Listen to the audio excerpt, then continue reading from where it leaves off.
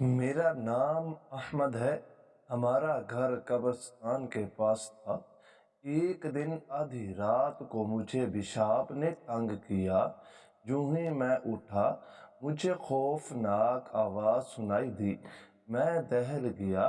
2 दिन के बाद फिर आधी रात को वो खौफनाक आवाज़ आई।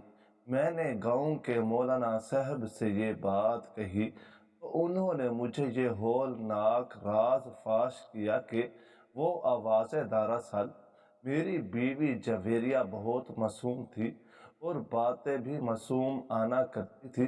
अब भी रात के इस पहर मुसलसल मुझसे यही बात कर रही थी कि मुझे इस घर में डर नहीं लगता। जब से हमारी शादी हुई, दिन में न जाने कितनी मर्तबा जवेरिया यही सवाल दोहराती थी।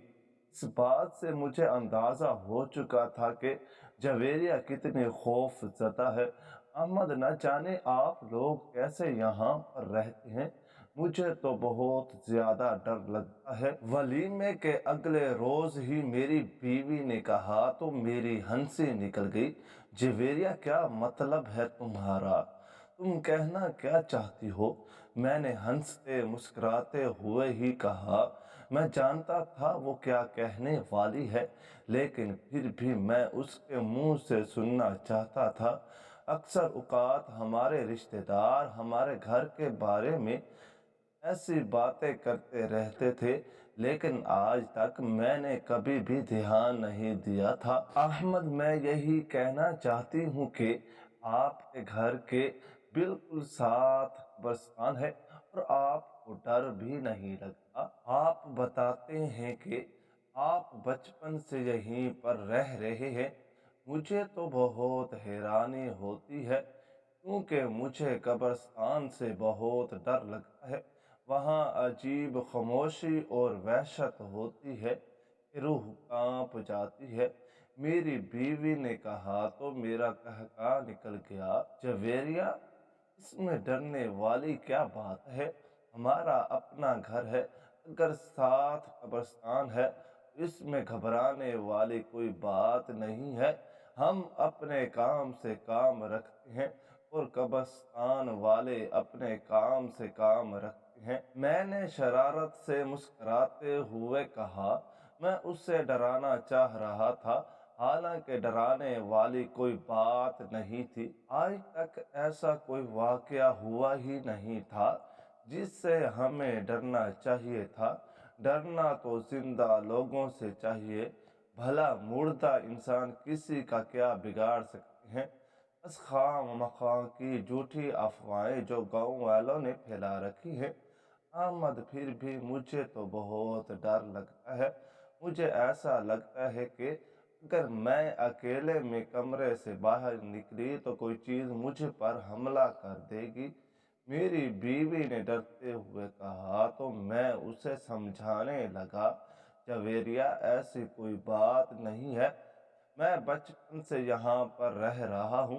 अम्मा बाबा बताते थे कि जब मैं 1.5 साल का था तब उन्होंने ये घर खरीदा था। अब तक ऐसा कोई वाकया नहीं हुआ। तुम क्यों इतना ज्यादा घबरा रही हो? कुछ भी नहीं होगा। और फिर मैं हूं ना तुम्हारे पास। मैंने अपनी बीवी के कंधे पर हाथ रखते हुए कहा। वो मुस्कुराने लगी।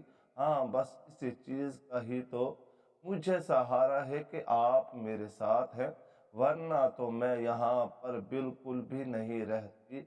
वो सिर्फ मेरी बीवी ही नहीं, मेरी मामूज़ात थी। हमारा रिश्ता बचपन में ही हो चुका था और अब वो मेरी बीवी थी। हमारा वलीमा गुजर चुका था और दावतें शुरू हो चुकी थी। रात के 11 बज रहे थे। हम दोनों मियाँ बीवी अपने कमरे में कंबल में लिपटे एक दूसरे से बातें कर रहे थे। भला ही हमारी बचपन में मंगनी हो चुकी थी, लेकिन आज तक यानी कि शादी से पहले हमने कभी कोई राब्ता नहीं किया था। ना ही हमारे दरमियान कभी फेस टू फेस बात हुई थी। इसलिए तो अब मेरी बातें खत्म होने का नाम ही नहीं ले रही थी। हमारी शादी को पूरे 3 दिन हो चुके थे, लेकिन मुझे ऐसा लगता था कि जैसे मैं आज जवेरिया से मिल रहा हूँ। मेरी पसंदीदा औरत अब मेरे पहलू में बैठी बड़े मज़े मज़े की बातें कर रही थी, जिससे मुझे बहुत सुकून मिल रहा था। थोड़ी देर बाद ही उसे नींद आने लगी। वो अपनी तरफ का लैंप ऑफ करके सो गई, लेकिन मुझे नींद नहीं आ रही थी। मैं मोबाइल निकाल कर रिलीज स्कोर करने लगा। मैं अच्छी जॉब करता था। मैंने 15 दिन की ऑफिस से छुट्टी ले रखी थी, इसलिए रातों को मैं जागता रहता था। मुझे कोई परवाह नहीं थी, सुबह तो काम पर जाना ही नहीं था। अभी मेरी छुट्टी में तकरीबन 8 दिन रहते थे। शादी से 2-3 दिन पहले ही मैंने छुट्टियां करना शुरू कर दी थी। जब रिलीज देखते देखते मैं थक गया तो मोबाइल साइड पर रखता हुआ अपनी बीवी की तरह रुख करके सो गया। उसके हसीन चेहरे को देखकर मुझे सुकून मिल रहा था। मुझे तो अपनी किस्मत पर रक्श होता था कि जवेरिया जैसी सुघड़, सलीकेदार और सबसे अच्छी लड़की मेरे नसीब में आई है। उसे देखते देखते ही न जाने अब मुझ पर नींद की देवी मेहरबान हुई और मैं नींद की वादियों में खो गया। सुबह मेरी आंख अपनी बीवी की आवाज पर खुली, अहमद उठ जाए, मैंने आपका नाश्ता बना दिया है। आज आपने वादा किया था कि आप मुझे अम्मी की तरफ लेकर जाएंगे। जवेरिया की मीठी आवाज मेरे कानों में रस घोलने लगी, लेकिन मुझे बहुत ज्यादा नींद आई हुई थी। मैं रात देर तक जागता रहा था और अब मेरा उठने का कोई मूड नहीं था। मैंने आंखें खोली तो वो मेरे बिस्तर के करीब ही खड़ी थी। मैंने उसका हाथ थामा और उसे भी बेड पर बिठा दिया और खुद जरा पीछे होकर लेट गया। वो सवालिया निगाहों से मेरी तरफ देख रही थी। अहमद, ये क्या कर रहे हैं आप? मैं आपको बुलाने के लिए आई हूँ। टाइम तो देखें, 10 बज गए हैं। मैं नाश्ता बना दिया है। आपको पता है सुहेला आपकी कितनी कॉल्स कर चुकी हैं। उन्होंने कहा कि वो कब से वहां पर आई हुई है, वो मेरा इंतजार कर रही हैं। जब जवेरिया ने अपनी बहन का जिक्र किया तो मैं फौरन से ही उठ गया। मैं नहीं चाहता था कि मेरी बीवी अपने मैके में शर्मिंदा हो। उसने अपनी माँ से वादा किया था कि वो सुबह सवेरे ही आ जाएगी। जवेरिया, ठीक है, तुम मेरा नाश्ता कमरे में ही ले आओ, मैं बस अभी फ्रेश होकर आ रहा हूँ। ये कहते साथ ही मैं कमरे से बाहर निकल गया। हमारे घर में वॉशरूम बाहर था, जो सहन के एक कोने में बना हुआ था। घर में हम दोनों मियाँ बीवी ही रहते थे। मेरे वालिदैन एक हादसे में एक साथ ही इंतकाल कर गए थे। उन्हें गुजरे हुए तकरीबन 1.5 साल हो चुका था। मेरी उम्र इतनी ज्यादा नहीं थी, बस 26 साल ही थी। मेरी बीवी भी मुझसे 3-4 साल छोटी थी। पहले मैंने सोचा था कि मैं अपना बिजनेस शुरू करने के बाद ही शादी करूंगा, लेकिन जब से अम्मी अब्बू गए थे तो मेरा घर में अकेला रहना मुश्किल हो रहा था। मुझे खाना वगैरह बनाने और घर के दूसरे कामों के लिए किसी औरत की ज़रूरत थी। ये बात नहीं थी कि मैंने शादी सिर्फ काम करवाने के लिए की है। जवेरिया से शादी तो मुझे करनी ही थी, इसलिए जल्दी ही कर ली। जब मैं बाहर से फ्रेश होकर कमरे में आया तो मेरी बीवी मेरा नाश्ता वहीं पर ला चुकी थी। उसने खुद भी नाश्ता करना था। हम दोनों मियाँ बीवी ने मिलजुल कर नाश्ता किया। नाश्ता करने के बाद वो तैयार होने के लिए चली गई और मैं वहीं पर बैठा फिर से मोबाइल देखने लगा। जब से मैंने छुट्टियां ली थी, मैं मोबाइल देखने के सिवा और कोई काम करता ही नहीं था। سارا سارا دن ریلز اسکور کرتا تھا، اور یوٹیوب، فیس بک، انسٹاگرام، ہر چیز استعمال کرتا تھا۔ میں تو دنیا سے کٹ کر رہ گیا تھا۔ ایک بیوی ہی تھی جس کے ساتھ میں سکون کے کچھ پل گزار لیتا تھا۔ اگر وہ نہ ہوتی تو شاید میں ایک منٹ بھی موبائل کو نہ چھوڑتا۔ اکثر اوقات جب میں اپنے موبائل کی سیٹنگ چیک کرتا تو وہاں پر 12 سے 13 گھنٹے اسکرین ٹائم کے آتے۔ مجھے حیرت ہوتی کہ میں اتنا زیادہ ٹائم کیسے موبائل استعمال کر سکتا ہوں، لیکن میں جانتا تھا کہ یہ صرف چھٹیوں کے دنوں تک ہی ہے۔ اب میری چھٹی میں 7 دن رہ گئے تھے۔ جیسے جیسے دن گزرتے جا رہے تھے میرا دل اداس ہوتا جا رہا تھا۔ کام کر کے میں تھک گیا تھا، اس لیے دل نہیں چاہ رہا تھا کہ اب چھٹیاں ختم ہو، لیکن میں جانتا تھا کہ ایک نہ ایک دن تو چھٹی ختم ہونی ہی ہے اور مجھے کام پر جانا ہی ہے۔ اس میں اداس ہونے والی کون سی بات ہے؟ آج میری بیوی اپنے میکے رہنے کے لیے جا رہی تھی۔ اس نے کہا تھا کہ وہ پورے 3 دن بعد واپس آئے گی۔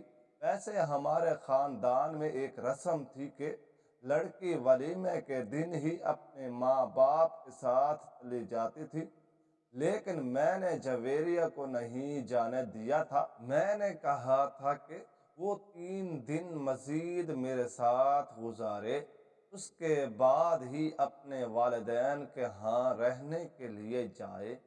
مجھے وہیں پر بیٹھے بیٹھے 1-2 گھنٹہ ہو گیا۔ اس دوران جویریہ نے بھی گھر کے کام ختم کر لیے اور تیار بھی ہو گئی۔ مجھے تو ایسا لگ رہا تھا کہ اس نے 5 منٹ میں ہی جھٹ پٹ سب کچھ کر لیا ہے۔ جب میں نے گھڑی پر وقت دیکھا تو 12 بج رہے تھے۔ وقت دیکھ کر تو میں حیران ہو گیا۔ وہ ضد کر رہی تھی کہ میں بھی اس کی امی کے گھر چلوں۔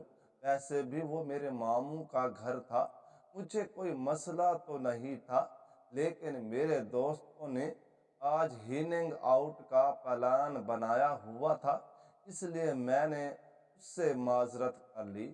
میں نے اس سے کہا کہ میں اسے چھوڑ کر ہی واپس آ جاؤں گا۔ وہ بھی میری بات مان گئی، وہ بالکل تیار تھی۔ میں اس سے نظر بھی نہیں ہٹا پا رہا تھا۔ وہ اتنی حسین لگ رہی تھی کہ مجھے لگ رہا تھا کہ میں اسے جانے ہی نہیں دے سکتا۔ میں نے اس کا ہاتھ اپنے ہاتھوں میں لیا اور اسے صوفے پر بٹھا دیا۔ وہ ایسے شرما رہی تھی کہ جیسے آج ہماری شادی ہوئی ہو۔ وہ بہت زیادہ شرمیلی اور حسین تھی۔ جویریہ پلیز تم مجھے چھوڑ کر مت جاؤ نا، تم رہنے کے لیے کیوں جا رہی ہو؟ تم بس ایسے ہی ہو کر آ جاؤ، میں تمہارے بغیر بہت زیادہ اداس ہو جاؤں گا۔ میں نے اداسی کے ساتھ کہا تو وہ نظریں اوپر کر گئی اور مسکرانے لگی۔ احمد 3 دن کی ہی تو بات ہے، اس کے بعد میں نے آ جانا ہے۔ سہیلا آپ بھی تو رہنے کے لیے آئی ہوئی ہے، اس طرح اچھا نہیں لگتا کہ میں رہنے کے لیے نہ جاؤں، اور ویسے بھی ابھی ہماری رسم بھی رہتی ہے۔ آپ نے مجھ سے وعدہ کیا تھا کہ میں ولیمے کے بعد نہ جاؤں، تو آپ 3 دن بعد مجھے خود ہی چھوڑ آئیں گے۔ اس نے میرا ہاتھ سہلاتے ہوئے کہا تو میں نے اس کے ماتھے پر بوسہ دے دیا تو وہ شرما کر رہ گئی۔ اچھا احمد، ایک بات میری غور سے سنیں، آپ بالکل بھی رات کو کمرے سے مت نکلیے گا، مجھے تو یہاں پر بہت ڈر لگتا ہے، نہ جانے آپ کیسے یہاں پر رہتے ہیں۔ بس آپ سے میں کہہ کر جا رہی ہوں، آپ مغرب کے بعد کمرے سے باہر مت نکلیے گا۔ وہ بار بار ہی مجھے یہ بات کہہ رہی تھی۔ مجھے اس کی باتیں سن سن کر ہنسی آ رہی تھی۔ میں نے اس کی تسلی کے لیے کہہ دیا کہ میں نہیں نکلوں گا۔ حالانکہ شادی سے پہلے میں اکثر ہی مغرب کے بعد کھانا وغیرہ کھانے کے بعد موبائل لے کر چھت پر پہنچ جاتا تھا اور وہیں پر بیٹھ کر ہی موبائل استعمال کرتا تھا۔ جب سے میری شادی ہوئی تھی میں نے یہ مشغلہ تو ترک کر دیا تھا، کیونکہ جب بیوی پاس ہو تو اس کم وقت کو موبائل استعمال کرنا اچھا لگتا تھا۔ لیکن اس کی تسلی کے لیے میں نے اس سے کہہ دیا کہ میں اس کی ہدایات پر عمل کروں گا۔ میں اسے بائک پر ہی ماموں کے گھر چھوڑ آیا۔ ماموں کا گھر میرے گھر سے 1.5 گھنٹے کی مسافت پر تھا۔ وہ ذرا شہر والی سائڈ پر رہتے تھے، میں گاؤں میں رہتا تھا۔ یہاں پر آبادی زیادہ نہیں تھی۔ میرے گھر کے بالکل پاس بس 8-10 قدموں کی دوری پر ہی ایک بہت بڑا اور پرانا قبرستان تھا، جس کے بارے میں بہت سی باتیں مشہور تھی، لیکن آج تک میں نے ان پر کان نہیں دھرے تھے۔ میں نہیں جانتا تھا کہ اب آگے میرے ساتھ کیا ہونے والا ہے۔ میں اپنی بیوی کو دروازے پر ہی چھوڑ کر آ گیا۔ تھوڑی دیر بعد ہی مجھے ماموں کی کال آئی۔ جب میں رستے میں تھا وہ ناراض ہو رہے تھے کہ میں اندر کیوں نہیں آیا۔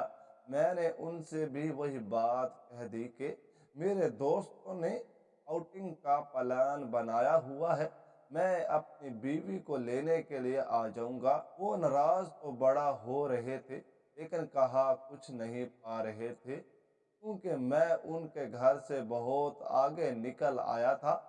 میں گھر نہ گیا بلکہ سیدھا دوست کے پاس ہی پہنچ گیا۔ ہم نے ایک ہوٹل میں ہی دوپہر کے کھانے کا انتظام کروایا ہوا تھا۔ ہم تقریباً 8 دوست آج 6 ماہ بعد ایک ساتھ مل رہے تھے۔ ہم بہت زیادہ خوش تھے۔ سب لوگ مجھے شادی کی مبارکباد دے رہے تھے۔ 4 دوست میری شادی میں آئے تھے، لیکن باقی جو 3 تھے وہ دوسرے شہر میں تھے، اس لیے نہیں آ پائے تھے۔ آج میری شادی کی خوشی میں ہی پارٹی کی جا رہی تھی۔ میں نے بھی اس میں پیسے شامل کیے تھے۔ میں جانتا تھا کہ میرے دوست بیچارے بھی میری طرح کفایت شعار ہی ہیں۔ بھلے میں اچھی نوکری کرتا تھا، لیکن آج کل کی مہنگائی کے دور میں گزارا بڑی مشکل سے ہوتا تھا۔ جب سے میری شادی ہوئی تھی تو میں سوچتا تھا کہ آج تک تو میں اکیلا تھا، اس لیے گزارا آرام سے ہو جاتا تھا۔ اب تو ہم 2 ہو چکے تھے۔ میں نہیں چاہتا تھا کہ میری بیوی چھوٹی چھوٹی خواہشات کے لیے ترسے، اس لیے میں نے سوچ لیا تھا کہ میں کوئی دوسری پارٹ ٹائم جاب بھی ڈھونڈتا ہوں۔ اسی طرح میری آمدن بڑھ جائے گی۔ ویسے اکیلے رہنے کے وقت میں نے کچھ نہ کچھ سیونگز بھی کر لی تھی، اس لیے مجھے زیادہ پریشانی نہیں تھی۔ بس میں ویسے ہی اوور تھنک تھا، ہر وقت ہی آگے کی سوچتا رہتا تھا۔ دوستوں کے ساتھ کھانا وغیرہ کھایا، ہینگ آؤٹ کیا اور پھر مغرب کے وقت گھر پہنچا۔ ہر طرف سناٹا تھا، سردیوں کے دن تھے، اس لیے اندھیرا بہت جلد ہونا شروع ہو جاتا تھا۔ گھڑی پہ 6:30 بج رہے تھے۔ کھانا دوپہر کو میں نے ٹوس ٹوس کر کھایا تھا، اس لیے اب بالکل بھی بھوک محسوس نہیں ہو رہی تھی۔ ویسے بھی میری بیوی کھانا بنا کر گئی تھی۔ اس نے کہا تھا کہ میں ان 3-4 دن میں مختلف کھانے گرم کر کے کھا لوں۔ وہ 3-4 قسم کے کھانے بنا کر گئی تھی۔ وہ میرا بہت خیال رکھنے لگی تھی، حالانکہ ابھی ہمیں ملے ہوئے 1 ہفتہ بھی نہیں ہوا تھا، لیکن وہ میری چھوٹی چھوٹی چیزوں کا خیال رکھنے لگی تھی، اس لیے ہی وہ میرے دل میں گھر کر گئی تھی۔ میں گھر کے اندر داخل ہوا، سب سے پہلے صحن کی لائٹ آن کی۔ ہمارا صحن زیادہ بڑا تو نہیں تھا، لیکن زیادہ چھوٹا بھی نہیں تھا۔ ہلکی ہلکی سی دھند ہونے لگی تھی۔ مجھے بھی سردی محسوس ہو رہی تھی، کیونکہ میں بائک پر آیا تھا۔ میں فوراً سے ہی کمرے کے اندر پہنچ گیا اور سویٹر پہن لیا उस वक्त धूप थी, इसलिए मैं कुछ भी पहन कर नहीं गया था। मैं बेड पर बैठ कर रिलीज स्कोर करने लगा तो मुझे कोई होश ही नहीं रहा और वहीं पर रात के 10 बज गए। मुझे अब नींद आने लगी थी। मैं सुबह का निकला हुआ था, इसलिए बहुत ज़्यादा थक चुका था। मेरी बीवी ने भी मुझे रास्ते में कॉल की थी। वो मेरी खैरियत मालूम कर रही थी। मुझे उस पर बहुत प्यार आया। वो मेरा इतना ख्याल रखती थी कि मुझे अपनी किस्मत पर ही रक्श होने लगता था। लेकिन अब 3 दिन वो मेरे पास नहीं थी और ये मेरे लिए बहुत ही उदासी की बात थी। मेरा दिल चाह रहा था कि मैं उड़ के उसके पास पहुंच जाऊं, लेकिन मुझे उसका भी तो ख्याल करना था। वो अपने माँ बाप के घर रहना चाह रही थी। उसके लिए तो ये एक नई जगह थी। वो बहुत ज्यादा डर भी रही थी। मुझे उसकी बातों को सोच सोच कर हंसी आ रही थी। मैं मोबाइल बेड पर रखकर कमरे से बाहर निकल आया। मुझे पेशाब की हाजत महसूस हो रही थी। मैं सहन में चलता जा रहा था। अभी मैं आधे सेन में ही था कि मुझे एक दिल खराश चीख सुनाई दी तो मेरी रूह तक कांप गई। मुझे वाज़े तौर पर लग रहा था कि वो आवाज़ कब्रिस्तान से आ रही है। एकदम से ही मेरा दिल धक धक करने लगा। मुझे अपनी बीवी की बातें याद आने लगी। मुझे अजीब सी उलझन होने लगी थी। हालांकि आज से पहले ऐसा कभी भी नहीं हुआ था। मैंने माँ बाप के जाने के बाद इतना टाइम अकेले इस घर में गुजारा था। ये अलग बात थी कि मैं अपने घर में ज्यादा नहीं रहता था। अक्सर औकात मैं हॉस्टल में ही रुक जाता था क्योंकि उस वक्त मैं पढ़ रहा था। वीकेंड पर मैं घर आता था, लेकिन ऐसा कभी भी नहीं हुआ था जैसा आज हो रहा था। फिर भी मैं बाथरूम की तरफ चलता जा रहा था। मैं बाथरूम में गया और अपनी हाजत रफा करने के बाद जैसे ही बाहर निकला तो दोबारा से मुझे रोने की आवाज़ें आने लगी। मुझे बहुत ज़्यादा खौफ महसूस होने लगा था। मुझे समझ नहीं आ रही थी कि ये किस चीज़ की आवाज़ें हैं। कभी इंसानों की लगती तो कभी ऐसी दिल खराश आवाज़ें निकलती कि बंदा पहचान ही नहीं पाता। मेरा दिल धक धक करने लगा। खौफ के मारे मुझे सर्दी में भी पसीने आने लगे थे। मैं फौरन ही तेज तेज कदमों के साथ चलता हुआ अपने कमरे में पहुंच गया। खौफ के मारे पसीने से मेरे कपड़े भीगने लगे थे। मेरा दिल इतने जोर से धड़क रहा था कि ऐसा मालूम हो रहा था कि अभी सीने से बाहर निकल आएगा। मैंने कमरे की लाइट भी ऑफ नहीं की। मुझे अपनी बीवी पर गुस्सा आ रहा था। अगर वो मेरे ज़हन में ऐसी बात नहीं डालती तो शायद आज मुझे ऐसी चीज़ का सामना नहीं करना पड़ता। मुझे ऐसा लग रहा था कि ये सब मेरा वहम है। मैं खुद को यूं ही समझाए जा रहा था।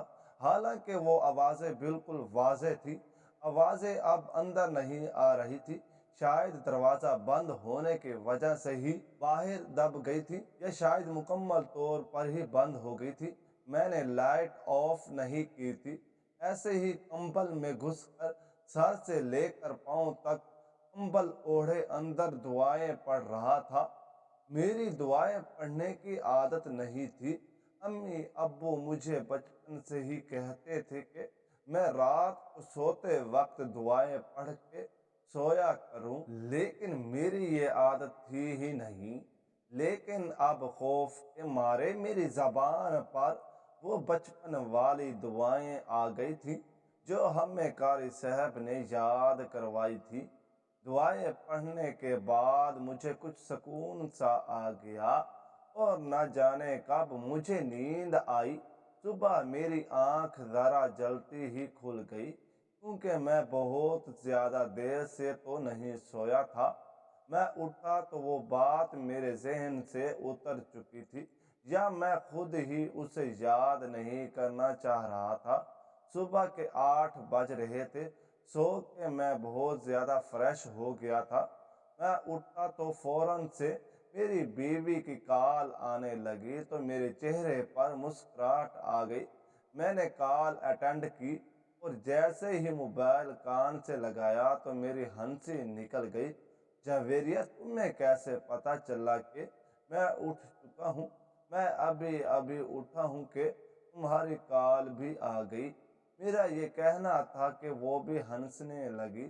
دیکھ لیں احمد، دل کو دل سے راہ ہوتی ہے۔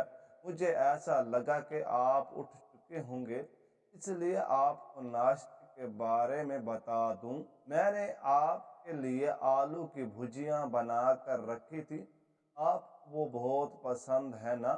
وہ فریزر میں پڑی ہے، آپ اسے گرم کر کے بریڈ یا پھر پراٹھے کے ساتھ کھا لیجئے گا۔ اس نے مسکراتے ہوئے کہا تو مجھے بہت خوشی ہوئی۔ جانے من، تم پراٹھے تو بنا کر نہیں گئی؟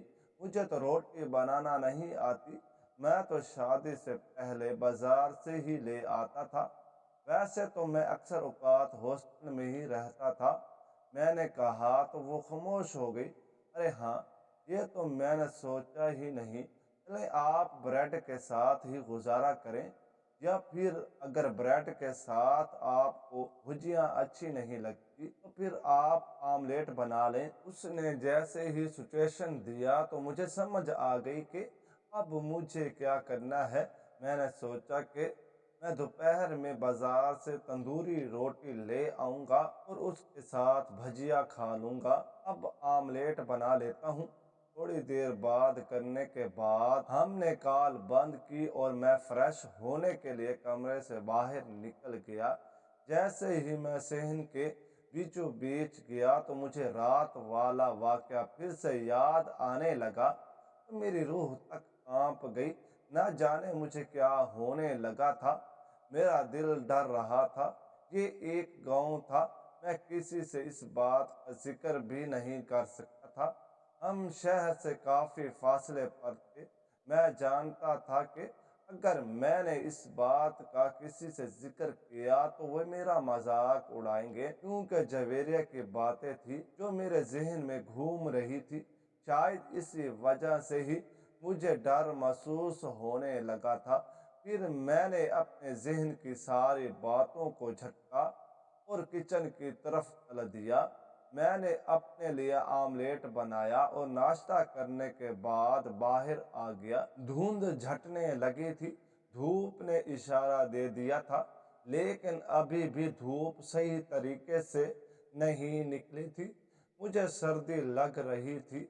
میں صحن کے کونے میں پڑی چارپائی پر بیٹھ گیا، جہاں پر سب سے پہلے دھوپ آتی تھی۔ جیسے ہی میں وہاں پر بیٹھا تو 1-2 منٹ کے اندر دھوپ بھی آ گئی۔ میں نے اپنے اوپر اپنی شال اوڑھ کر اندر موبائل چلانے لگا تھا۔ دھوپ کی روشنی کی وجہ سے مجھے موبائل سکرین نظر نہیں آنی تھی، اس لیے ہی میں نے چادر اوڑھ لی تھی۔ مجھے دنیا کا کوئی ہوش نہیں تھا۔ جب میں موبائل اٹھاتا تو بس ریلز ہی اسکرول کرتا جاتا۔ میرے اکثر دوست مجھ سے کہتے رہتے تھے کہ یہ تم کس کام پر لگ گئے ہو؟ جب سے میں نے پڑھائی ختم کی تھی اور جاب میں آیا تھا، جاب کے بعد میں یہی کام کرتا تھا۔ جب سے میری شادی ہوئی تھی، اس کام میں ذرا کمی آ گئی تھی، کیونکہ میں زیادہ ٹائم اپنی بیوی کے ساتھ گزارتا تھا۔ لیکن اب تو میری بیوی بھی میرے پاس نہیں تھی، میرے پاس کرنے کو اور کچھ بھی نہیں تھا سوائے ریلیز اسکور کرنے کے۔ آدھا دن تو میں وہیں پر بیٹھا رہا اور پھر ادھر ادھر گھومنے پھرنے کے لیے باہر نکل آیا۔ گاؤں کے لوگوں سے بات چیت کی، حال احوال بانٹنے، اور شام کو پھر سے گھر آ گیا۔ کھانا گرم کیا، کھانا کھانے کے بعد کمرے میں پہنچ گیا۔ پہلے تو میرا دل کیا کہ چھت پر جا کر ٹھنڈی ٹھنڈی ہواؤں کے جھونکے محسوس کروں۔ سردیوں کے دنوں میں یہ کرنا میرا مشغلہ تھا، لیکن مجھے جویریہ کی باتیں یاد آ رہی تھی، اور سب سے بڑھ کر کے کل رات والی بات تو میرے ذہن میں گھر چھوڑ گئی تھی، اس لیے میں چھت پر نہیں گیا۔ میں کمرے میں آ چکا تھا، مجھے پیشاب تنگ کر رہا تھا، لیکن نہ جانے کیوں مجھے باہر جانے سے خوف محسوس ہو رہا تھا۔ پھر میں نے دل کو مضبوط کیا، ابھی تو صرف 8 ہی بج رہے تھے۔ میں واش روم سے ہو کر واپس بھی آ گیا اور میرے ساتھ کوئی بھی ناخوشگوار واقعہ نہیں ہوا اور نہ ہی کوئی آوازیں سنائی دیں۔ مجھے پکا یقین ہو گیا تھا وہ صرف اور صرف جویریہ کی باتوں کا خمار ہی تھا جو میرے ذہن پر سوار ہو گیا تھا۔ میں کمرے میں آیا اور پھر سے موبائل دیکھنے لگا۔ میں دنیا و مافیا سے بالکل ہی کٹ کر رہ جاتا تھا۔ جب میں موبائل استعمال کرتا تھا، میں کتنی ہی دیر موبائل استعمال کرتا رہا اور پھر موبائل کو بیڈ سائڈ پر رکھ کر ہی میں سو گیا۔ دن پہ دن گزرتے جا رہے تھے، 2 دن گزر گئے۔ تیسرے دن میں اپنی بیوی کو لینے کے لیے ماموں کے گھر پہنچ گیا۔ اس کی شکل دیکھ کر مجھے لگ رہا تھا کہ وہ بھی واپس آنے کے لیے بہت بے چین تھی، لیکن کچھ بول نہیں رہی تھی۔ وہ بہت شرمیلی تھی، ابھی تک اس کی شرم نہیں اتری تھی۔ میں نے شام کا کھانا وہیں پر کھایا اور پھر مغرب کی اذانیں ہوتے ساتھ ہی اپنی بیوی کو بیک پر لے کر گھر کی طرف روانہ ہو گیا۔ ہمیں گھر پہنچتے پہنچتے تقریباً 2 گھنٹے لگ گئے۔ ویسے تو فاصلہ 1.5 گھنٹے کا تھا، لیکن دھند بڑھنے لگی تھی، اس لیے موٹر سائیکل چلاتے وقت کچھ دکھائی نہیں دے رہا تھا۔ میری بیوی سارا راستہ ڈرتی کانپتی آئی تھی۔ ابھی تو میں نے اسے اس واقعے کے بارے میں بھی کچھ نہیں بتایا تھا کہ وہ اتنا ڈر رہی تھی اور کہہ رہی تھی کہ مجھے رات کا اس وقت نہیں نکلنا چاہیے تھا، بلکہ آج رات وہیں پر ہی رک جانا چاہیے تھا۔ میں اسے کیا بتاتا کہ میرے ساتھ عجیب سا واقعہ ہو چکا ہے۔ اب میں اس واقعے کو خود ہی بھولنا چاہتا تھا۔ 2 دن گزر چکے تھے، ہم بہت زیادہ تھکے ہوئے تھے کیونکہ اتنا زیادہ سفر کر کے آئے تھے۔ ہم آتے ساتھ ہی سو گئے۔ رات کو نہ جانے کون سا پہر تھا، مجھے پیشاب کی حاجت ہوئی تو میں بستر سے اٹھ کھڑا ہوا۔ میں پانی بہت زیادہ پیتا تھا، مجھے خشکی کی بیماری تھی، اس لیے ڈاکٹر نے کہا تھا کہ مجھے زیادہ سے زیادہ پانی پینا ہے۔ اس لیے رات کو اکثر اوقات میری پیشاب کی وجہ سے نیند کھل جاتی تھی۔ میں باہر آیا اور واش روم میں گھس گیا۔ حاجت رفع کرنے کے بعد میں باہر نکل آیا، ہاتھ وغیرہ دھوئے، اور جب میں صحن میں چلتا ہوا اپنے کمرے کی طرف آنے لگا تو پھر سے وہی آوازیں میرے کانوں میں گونجنے لگی۔ اب مجھے وہ آوازیں پہلے سے بھی زیادہ تیز سنائی دے رہی تھی۔ میرا دل دھک دھک کرنے لگا، نہ جانے ان کا کیا راز تھا۔ میں بھاگ کر کمرے میں گھس گیا تو اندر بھی مجھے آوازیں آنے لگی۔ میں خوف کے مارے اپنی بیوی کو جگانے کے لیے اس کے سرہانے پہنچ گیا، لیکن پھر میں نے اس سے کوئی بات نہیں کی۔ میں جانتا تھا کہ وہ بیچاری پہلے ہی ڈری ہوئی ہے، میری اس بات سے مزید ڈر جائے گی۔ آج پہلی بار میرے دل میں خیال آیا کہ میں یہ گھر بیچ کر ماموں جان کے ایریا میں گھر لوں، کیونکہ میری بیوی پہلے ہی ڈرپوک قسم کی تھی اور اس نے اگر ایسی آوازیں سنی تو وہ گھبرا جائے گی۔ میرا آفس بھی شروع ہو جائے گا، چھٹیاں ختم ہونے کو تھی، وہ اکیلی نہیں رہ پائے گی اور مجھے بھی پیچھے اس کی ٹینشن لگی رہے گی۔ اس گھر کو بیچنے کا میرا دل تو نہیں کر رہا تھا، لیکن 2 روز سے جو میرے ساتھ ہو رہا تھا اس کی وجہ سے میں بھی خوف میں مبتلا ہو گیا تھا، اور میری بیوی کا دل بھی لگا رہے گا کیونکہ اس کا میکا قریب ہوگا اور مجھے بھی کہیں آنے جانے میں پریشانی نہیں ہوگی۔ لیکن پھر مجھے ایک اور خیال آیا کہ صرف گھر بدل لینا اس مسئلے کا حل نہیں ہے، کیونکہ کچھ سوال جو ہمارے ذہن میں ہوتے ہیں ہمیں ان کے جواب حاصل کرنے کی تجسس ہوتی ہے، ورنہ وہ ہر وقت ہمارے ذہن پر سوار ہوتے ہیں۔ میں نے سوچا کہ میں امام صاحب سے اس بارے میں بات کروں گا۔ مجھے بہت دیر تک نیند نہیں آئی، لیکن خدا کا شکر کہ پھر نیند آ گئی۔ صبح سویرے خلاف معمول میں بہت جلدی اٹھ گیا۔ میں نے فجر کی نماز گاؤں کی مسجد میں ادا کی۔ اس کے بعد بھی وہیں پر بیٹھا رہا۔ میں لوگوں کے جانے کا انتظار کر رہا تھا۔ جب لوگ اپنے اپنے گھروں کو چلے گئے تو میں امام صاحب کے پاس پہنچ گیا۔ میں نے امام صاحب کو اس واقعے کے بارے میں بتایا جو 2 مرتبہ میرے ساتھ ہو چکا تھا۔ پھر امام صاحب نے مجھے ایک ایسی بات کہی کہ مجھے یقین ہی نہیں آیا۔ وہ کہہ رہے تھے کہ میں نے تو یہ آوازیں صرف 2 مرتبہ سنی ہیں، لیکن گاؤں کے کچھ لوگ یہ آوازیں زیادہ مرتبہ سن چکے تھے۔ یہ آوازیں ان مردوں کی تھی جنہیں رب تعالیٰ کی طرف سے عذاب دیا جا رہا تھا۔ میں تو سمجھ رہا تھا کہ شاید کوئی جنات ہیں یا کوئی اور چیز، لیکن یہ آوازیں تو مردوں کی تھیں، اور ان مردوں کی جنہوں نے اپنی زندگی اچھے طریقے سے نہیں گزاری تھی۔ امام صاحب نے مجھ سے کہا کہ یہ آوازیں گاؤں کے ان لوگوں کو آ چکی ہیں جو اپنی زندگی میں خدا کو بھول چکے ہیں اور موبائل میں گھس کر رہ گئے ہیں۔ جیسے امام صاحب نے یہ بات کی، مجھے لگا کہ وہ میری ہی بات کر رہے ہیں۔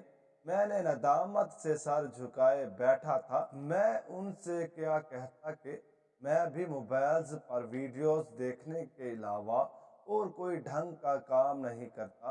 امام صاحب نے کہا کہ ویسے تو یہ آوازیں کسی کو سنائی نہیں دیتی، لیکن کبھی کبھار خدا تعالیٰ اپنے بندوں کو یہ آوازیں صرف عبرت حاصل کرنے کے لیے ہی سنا دیتا ہے۔ امام صاحب کی باتیں سن کر میرے رونگٹے کھڑے ہو رہے تھے۔ میں نے اسی وقت ہی توبہ کی کہ آج کے بعد میں بلا وجہ موبائل پر الٹی سیدھی ویڈیوز نہیں دیکھوں گا اور اپنی زندگی نئے سرے سے شروع کروں گا۔ جب میں مسجد سے واپس آیا تو سورج نکلنے لگا تھا۔ میں تقریباً نماز کے بعد 1-2 گھنٹہ وہیں پر بیٹھا رہا تھا۔ راستے میں مجھے بہت زیادہ سکون مل رہا تھا۔ مجھے ایسا لگ رہا تھا کہ اب میں اپنی زندگی کو ایک نئے روشن صبح دینے والا ہوں۔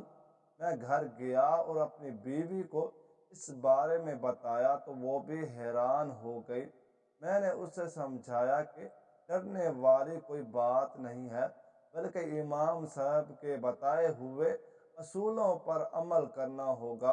انہوں نے کہا تھا کہ میاں بیوی 5 وقت کی نماز ادا کریں اور گھر میں قرآن پاک کا اہتمام کریں تو ہمارے سارے مسئلے ہی حل ہو جائیں گے۔